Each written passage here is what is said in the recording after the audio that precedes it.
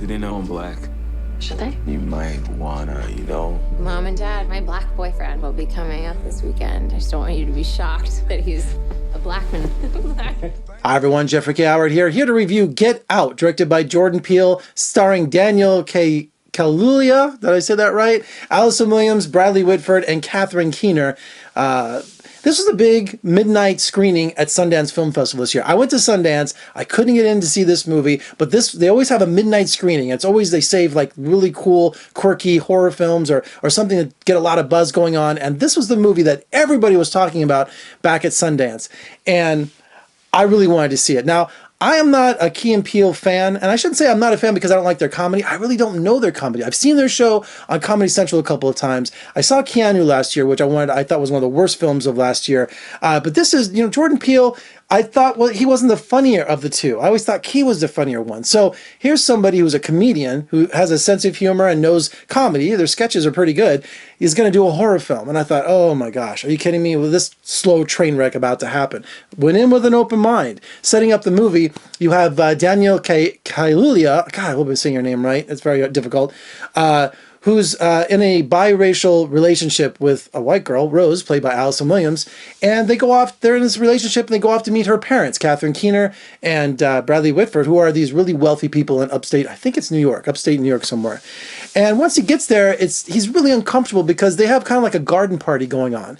And once they have a garden party going on, it's all white people, all elderly white people. And of course, Chris is like really nervous. He's like, I get nervous around being these wealthy white people because, the only other black people around are the servants, the gardener and the maid. So, but there's something bizarre going on. And he notices right from the start. He's trying to communicate with people. And he's just feeling, you get that vibe when there's something going wrong. Well, a lot is going wrong. And what happens is pretty freaky.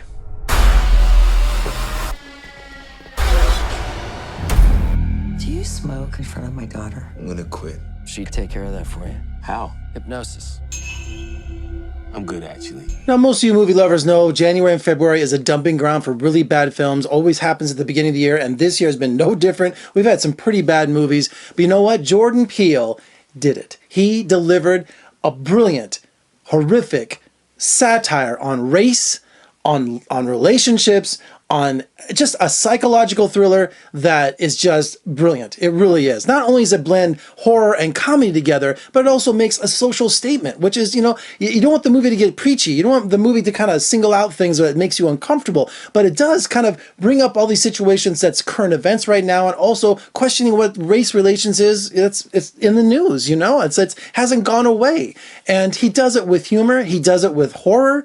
And like The Cure for Wellness that came out a few weeks ago. Great psychological thriller in terms of its imagery. The story sucked, but in terms of the mood and that's what he does here. The movie builds and the movie builds. You're trying to figure out exactly what's going on. And there are some sequences where Catherine Keener is a psychiatrist who she hypnotizes Chris. And there are some sequences of psychological warfare going on in his mind that just had me gripping my seat and freaking out. I mean, I thought I was being hypnotized along with him. And there's so many great twists in the movie. You think the movie's going in one direction, especially the ending, which of course I'm not going to spoil for you, but the ending you think, well, it's going to go this way, or it's going to do some preachy or do some things like that, but it doesn't. It keeps you guessing, and it does that. The classic horror films where, another twist happens on top of another twist. And I'm thinking to myself, it's really a delicate balance of what Jordan Peele is doing here. But you know what? He delivers. He absolutely does. The audience went crazy. It is one of the best experiences I've had in a long time. And he blended comedy and horror together and a psychological thriller, which is really, really difficult to do. I ain't never seen you like this before, bro. Meeting families, taking road trips. Don't come back all bougie, man. Come back, get your damn pants up to your damn stomach. LilRel, Howery, who plays the TSA agent and also Chris's best friend in the movie, absolutely steals every scene he's in. That's where the comedy comes in. You've got all the psychological thriller going on. You got all the horrific stuff happening up there at this garden party, at this mansion, like that. And he's trying to find out where his best friend is because he keeps disappearing on him. And he keeps saying, look, you know what? You got to get out of there because these people are going to hypnotize you and make you a sex slave. So every time he's on the phone talking to his best friend, it gives you a breather and it kind of gets your guard down for what's to come. That's pretty crazy stuff. And Jordan Peele went to Jason Blumhouse Studios, which gives us some of the great horror films that we have now. Insidious, such a great track record. So he saw something in Jordan Peele. He saw something in this script. And I'm telling you, this is going to be the movie that everyone's talking about, and just make sure you see it opening weekend because you don't want to hear what the twists are, because people are going to talk. And also, I had to mention, what's his name? Caleb Landry Jones, who played Banshee in X-Men First Class. He also plays the son that helps do all these nefarious things up there at this mansion. That's I don't want to give it away, but you know, I was like, look, it's Banshee. He was one of my favorite characters in First Class, so I thought it was pretty cool to see him doing some really disturbing things. Have to mention Stephen Root, one of my favorite comedians.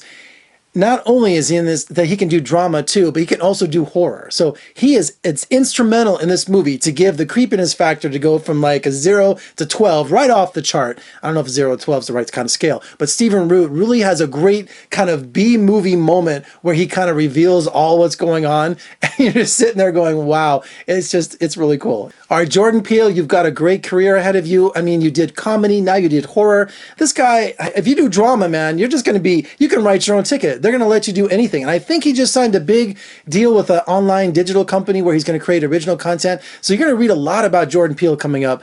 He's just going to be setting Hollywood on fire, not only in the comedy world, but now also in the movie world too. So congratulations. You know, I love this movie. I really did. So make sure you check out Get Out. And, you know, you're going to be screaming, at the movie screen saying Get Out. I mean, people were doing that. And I think I did too. So anyway, for more reviews and interviews, just surf on over to my website at vegasfilmcritic.com. Also, if you're watching on YouTube or if you're watching on TV, go to YouTube and subscribe, share, thumbs up. I would greatly appreciate it. I'm Jeffrey K. Howard in Las Vegas. I'll see you next time.